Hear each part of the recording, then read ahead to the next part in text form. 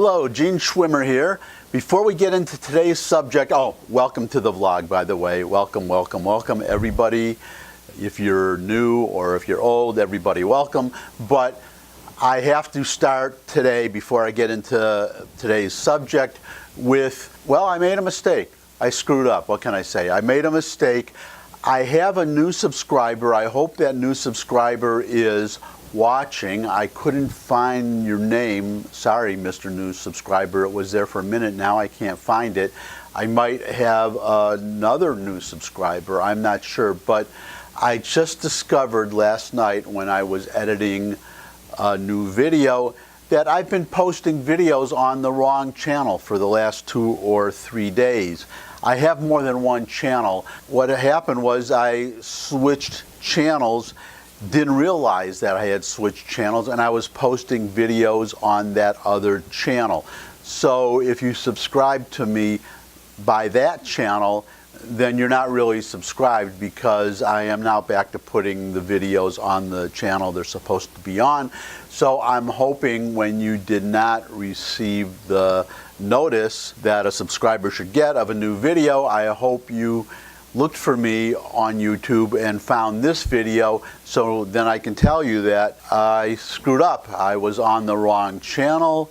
Now I'm on the right channel, and you should resubscribe or subscribe anew by clicking the subscribe button for this channel, and then you'll be good to go, and hopefully I won't make that same mistake again, but who can tell? So today's topic, I guess we're talking about Donald Trump again, which is, Trump is Trump. He soaks up all the news whenever he talks or does something, and that kind of blows out the window any other subject that I had. He just did a news conference after talking with the American Federation of Farmers and the president, Zippy Duvall, which is a fantastic name, by the way, Zippy Duvall. Wish I had a cool name like that. Nothing really cool about Gene Schwimmer.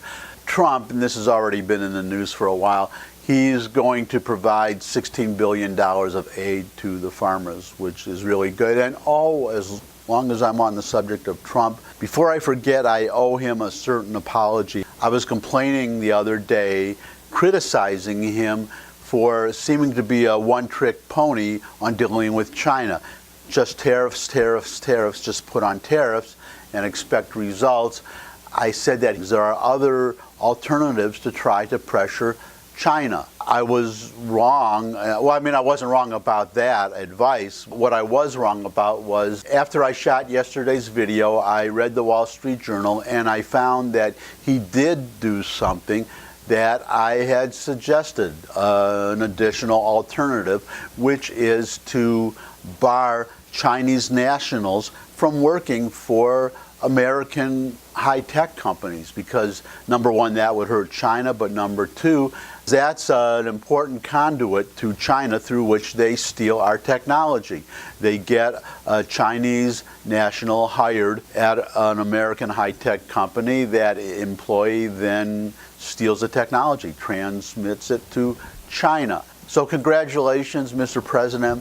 That's exactly the right thing. I would encourage you to pursue additional alternatives, because the more ways you can hurt China, the better. And speaking of the more ways, that's another topic. Here I go off on another topic having to do with these farmers. Actually the farmers were talking about it. Donald Trump was asked this question at the news conference that I just saw, about farmers selling their products to other customers. I believe it was Trump that answered the question. It could have been somebody else, and it could have been in another venue earlier today. But the wisdom that I want to impart is the same one that applies to me as a real estate broker or any business. A trap that a lot of businesses fall into is that they get a big customer and they rely on that one customer, and then if they lose that big customer, then they're up the creek, because they don't have a lot of other customers to fill in the gap, the business that they've lost by losing this one customer. So number one, it hurts you as a businessman, but it also gives the customer, in this case China, a lot of leverage if they know that they are your primary source of business and that you're going to be very hurt if they don't buy from you. So that's my advice, farmers. I hope we settle this China business very soon, but even if you do solve this issue, you should still look for other customers, because if the Chinese know that you have plenty of other places to sell your products, they'll be less apt to threaten you in the first place, knowing that it would do no good because you have other customers. Going on now, I got sidetracked, back on track now. So what I'm on track for is, I just love when Trump is direct and when he says things that everybody knows but doesn't want to say. That's the good part of what I meant the other day when I said he's not a gentleman. He'll come after you if you offend him or if you threaten him. He doesn't just fade into the wallpaper and take it. He's not polite about it. So when he refers, as he did today when he was taking questions at this photo op with the farmers about the $16 billion in farmers aid, he calls Chuck Schumer Crying Chuck, and he calls Nancy Pelosi Crazy Nancy, which I love because I heard her earlier today, and she is crazy. Well, she's crazy and she's discombobulated because she's having all this trouble keeping her caucus together, the Democrats, because you have the moderates on one side and the radicals on the other side, the ones that got elected in Trump territory that now have to run for re-election in a little over a year's time. And then you have the radicals that want to impeach Trump. So the moderates that are running in Trump country, they're freaking out about the thought of impeaching Trump. So Nancy Pelosi comes out and says that, well, she says all these things except we're going to impeach him, or we should impeach him, or he must be impeached. But she says that he's engaged in a cover-up, or, well, today she was really amazing. I could not believe it. She talked about how important it is for Congress and the Democrats to work together with the president. Then she segues right into he needs help, that he's mentally not all there, not playing with a full deck, has personality problems, that she's praying for him, which is just another way of saying this phrase that I hear in the South, now that I live in the South, having moved from New York in January, bless his heart, which does not mean that somebody likes somebody and really wants to bless that person's heart. It means just the opposite. So she's basically saying, bless his heart, bless Trump's heart. And Trump gets that. So he comes right back and calls her Crazy Nancy. He just lays it right out that they want to get him out of office. That is their main focus, to get him out of office. They're just trying to figure out a way how to do it. Either get him out of office or discredit him or delegitimize him so much in the minds of the American people that they will vote against him in 2020. That's basically their objective. They have to figure out a way to do it. How do you impeach Donald Trump when the public is so overwhelmingly against impeaching him? You're really stuck, and then you've got the moderates on one side, and then you got these crazy radicals on the other side. So what do?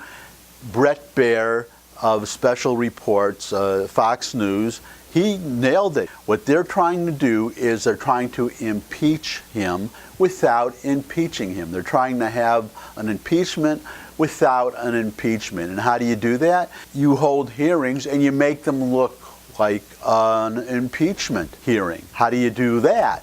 You'd call William Barr to testify, as he did with the Senate, but because you have a House controlled by, let's face it, by crazy Democrats. Nancy Pelosi, for all practical purposes, she's not the Speaker of the House.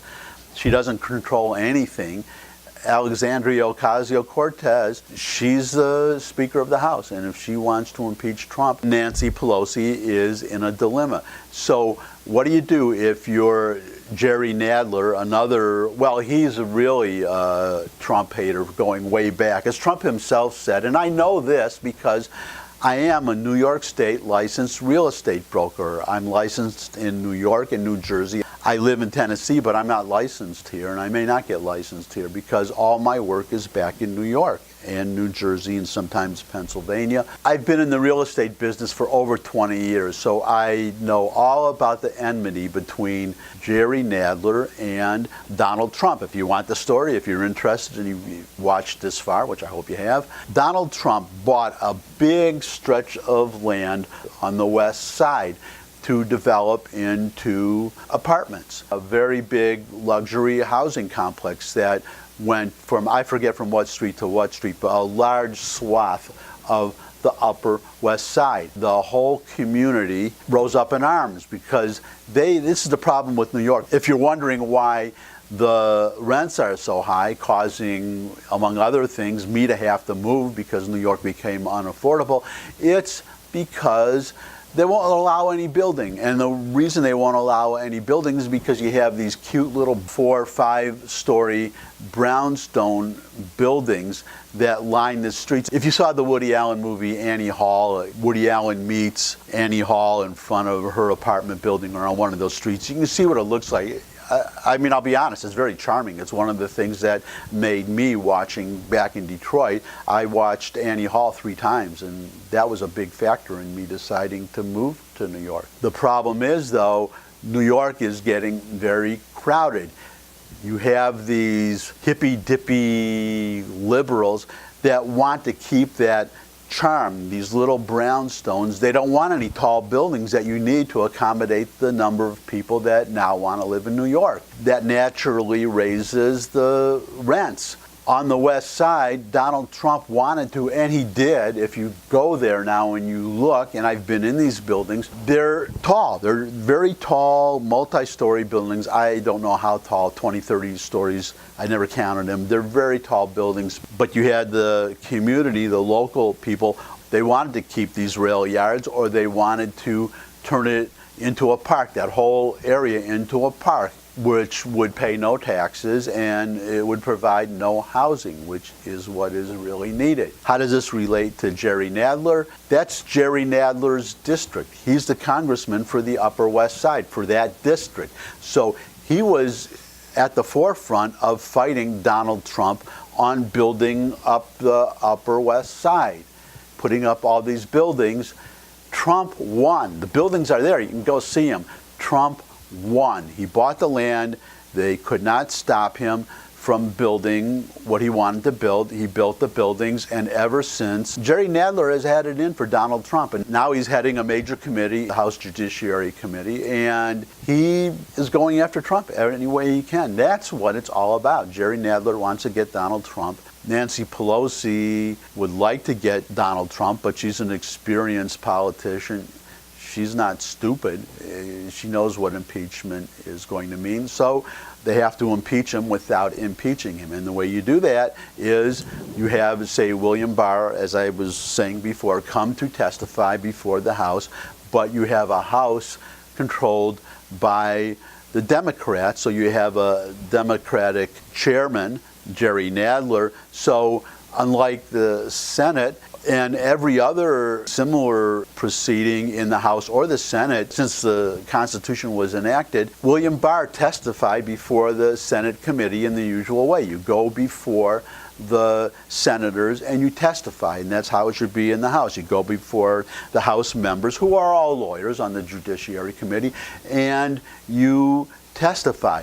But Jerry Nadler throws in this monkey wrench, demanding that William Barr agree to be questioned by 2 attorneys, staff attorneys, a Republican staff attorney and a Democratic staff attorney, for a half hour each. There is only one circumstance in which that kind of a process is done. It was the one that we all saw during the Clinton impeachment hearings. An impeachment. If you're impeaching somebody, then you have the staff attorneys. That's the only time it's done.